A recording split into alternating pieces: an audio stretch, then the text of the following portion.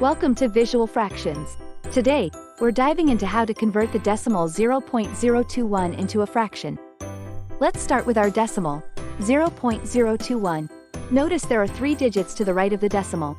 This places it in the thousandths position.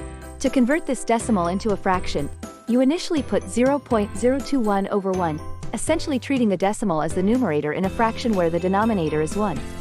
This sets up the conversion process where we multiply both the numerator, 0.021, and the denominator, 1, by 1000 because there are 3 decimal places. So, 0.021 times 1000 gives us 21, and 1 times 1000 gives us 1000. This translates 0.021 to the fraction 21 over 1000. And there you have it. The decimal 0.021 when converted to a fraction equals 21 over 1000. This fraction is in its simplest form and cannot be further simplified. If you found this tutorial helpful, remember to smash that like button and subscribe to Visual Fractions for more practical math insights. Thanks for watching.